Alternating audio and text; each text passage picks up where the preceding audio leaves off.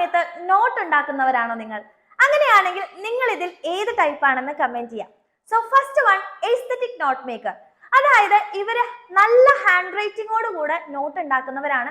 വളരെ നീറ്റ് ആയിരിക്കും. അവർക്ക് നീറ്റ്നെസ് എന്ന് പറഞ്ഞാൽ അവർക്ക് ഒരു ഒബ്സഷൻ തന്നെയായിരിക്കും. ആൻഡ് ഇമ്പോർട്ടന്റ് ആയിട്ടുള്ള ടോപ്പിക്സും കാര്യങ്ങളൊക്കെ ഇവർ ഹൈലൈറ്റ് ചെയ്യും. കുറെ കളേഴ്സ് ഒക്കെ ഉപയോഗിച്ച് വളരെ നീറ്റായി എല്ലാ സെപ്പറേറ്റ് സബ്ജക്ട്സിനും സെപ്പറേറ്റ് നീറ്റ് നോട്ട്സ് ഉണ്ടാക്കുന്നവരാണ് ഈ എസ്തെറ്റിക് നോട്ട് മേക്കേഴ്സ്.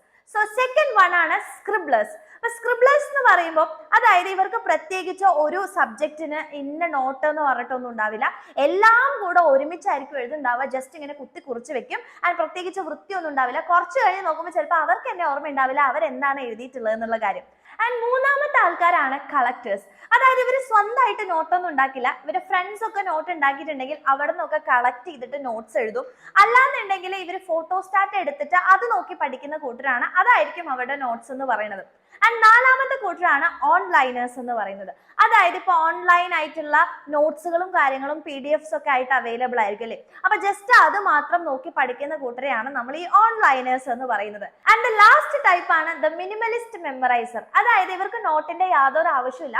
ക്ലാസ് കേൾക്കുമ്പോൾ അപ്പൊ തന്നെ മെമ്മറൈസ് ചെയ്ത് പോകുന്ന ആൾക്കാരാണ്. വെറുതെ ടെക്സ്റ്റ് ബുക്ക് മാത്രം യൂസ് ചെയ്തിട്ട് മെമ്മറൈസ് ചെയ്ത് പഠിക്കുന്ന ആൾക്കാരെയാണ് നമ്മൾ മിനിമലിസ്റ്റ് മെമ്മറൈസേഴ്സ് എന്ന് പറയുന്നത്. അപ്പൊ ഈ ഒരു 5 കാറ്റഗറിയിൽ നിങ്ങൾ ഏതാണെന്ന് ഉറപ്പായിട്ടും കമന്റ് ചെയ്യാം.